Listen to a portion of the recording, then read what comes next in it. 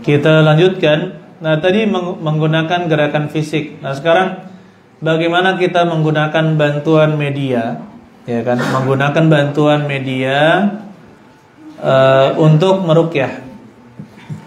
Kita katakan selama media tersebut bukan yang haram dan bukan najis, maka tidak menjadi masalah. Karena pernah ada yang meruqyah, saya dikatakan oleh seorang supir ya, itu Ustadz, ada orang dulu meruqyah pakai kotoran manusia katanya, hilang katanya, jinnya keluar katanya. Aduh, saya bilang nggak boleh, itu najis. Sesuatu yang najis tidak boleh digunakan untuk seperti itu. Atau seperti katakan jimat-jimat yang tidak ada arti seperti itu kan, maka tidak boleh. Nah, media yang pertama yang paling mudah adalah banyu, yaitu air. Nah, air ini kita bacakan dengan doa, kita bacakan ayat Al-Quran di air tersebut.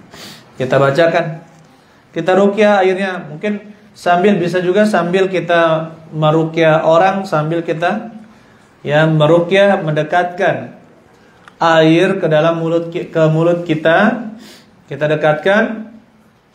Kemudian setelah itu kita rasa cukup banyak yang kita bacakan, kita minumkan ke dia. Begitu pula kita percik-perciki dia, dipercik-perciki pakai media air, tidak menjadi masalah. Atau disebutkan kalau kita menulis misalkan ayat Al-Quran, kemudian kita celupkan ke dalam air, maka difatwakan oleh para ulama tidak menjadi masalah. Ayat Al-Quran kemudian dicelupkan air, ya, diaduk-aduk, kemudian diambil lagi ayatnya, kemudian diminumkan atau dituangkan, diperciki ke orang yang diruqyah, tidak menjadi masalah. Kemudian menggunakan yang kedua, daun bidara. Ini sarana yang kedua yang katakanlah banyak digunakan, daun bidara. Daun bidara itu bukan kelor. Daun bidara bukan daun kelor, tapi ternyata daun kelor juga berdasarkan pengalaman juga ditakuti oleh jin.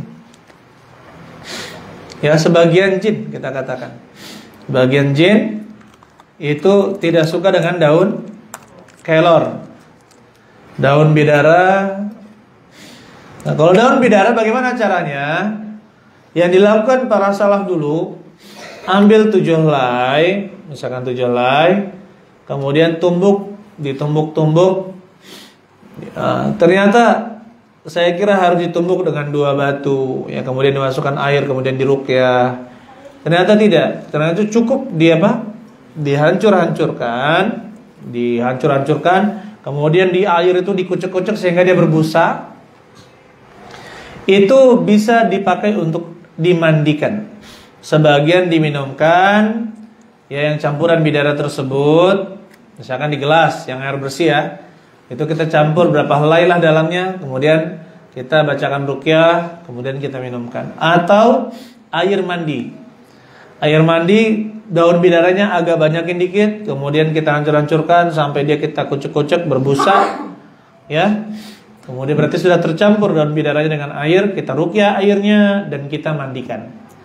Pasiennya kita mandikan. Biiznillah ta'ala, dia insyaallah, ya, biasanya dia akan menggigil.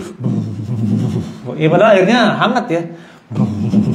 Katanya seperti itu. Itu pengalaman, ya. Serasa begitu dia. Ya, karena mereka tercipta dari api, ya kan? Kena air maka seperti itu. Kemudian Allah alam bisawab, bagaimana menggunakan selain itu?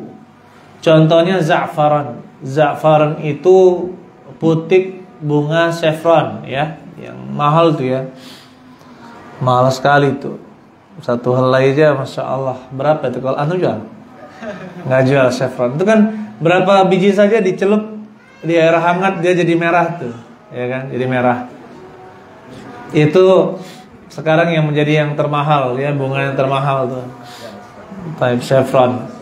Nah, itu boleh juga, boleh, dan terbukti juga Pertama kita lihat apakah saffron itu halal. Jawabannya halal. Apakah dia bermanfaat juga? Ya, bermanfaat. Kalau dia biasa, jadi ada manfaatnya, maka gitu juga boleh dipakai. Dia bukan sesuatu yang najis, bukan sesuatu yang haram, boleh dipakai.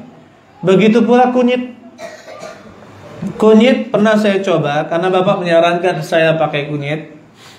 Kata beliau, saya pernah pakai kunyit gini-gini, dan saya coba meruqyah dengan kunyit, ditusuk. Benar, kita diruncingi kunyitnya, kemudian kita tusukkan sedikit, dia sudah kesakitan. Dia sudah kesakitan dengan kunyit tersebut. Allah alam bisawab.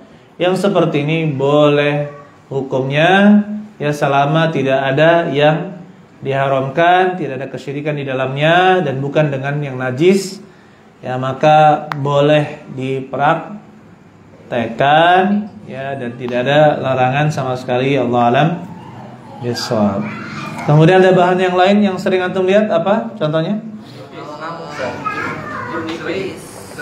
Jeruk nipis, bawang putih,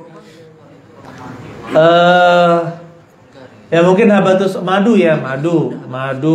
Kemudian juga saya pernah lihat orang meruqyah pakai parfum, dia tidak senang dengan bau wangi, ya kan. Allah alam bisawab. Selama itu bukan barang yang haram dan bukan najis, maka tidak mengapa digunakan. Allah alam bisawab. Karena dia hanya media saja. Silakan. Kalau yang ngamuk-ngamuk besar sama meruqyah. Nah, gini. Ini kesalahan, ya. Kesalahan banyak terjadi. Ketika dia mengamuk, orang pada panik sehingga memegang dia dengan keras, ya kan?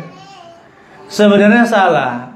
Saya sering menasihati murid-murid, kalau antum memegang itu bukan memegang dengan kekuatan, kesakitan lah yang kemasukan ini. Antum megangnya dengan tangan yang sudah dibaca doa, dan itu terbukti.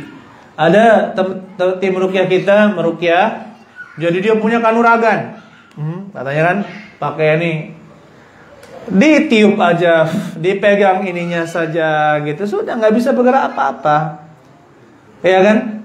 Dipegang tangan seperti itu sudah, tapi pegangnya pakai bacaan, pegangnya pakai bacaan, bukan dengan kekuatan. Kita baca bismillah. Ya, bisa tiupkan seperti itu, ya. Jadi kalaupun yang memegangi itu tolong tangannya, ya, dia juga sudah membaca. Jadi kekuatannya itu bukan dari fisik dia, tapi dari bacaan itu saja sudah cukup, insyaallah. Sudah cukup, insyaallah.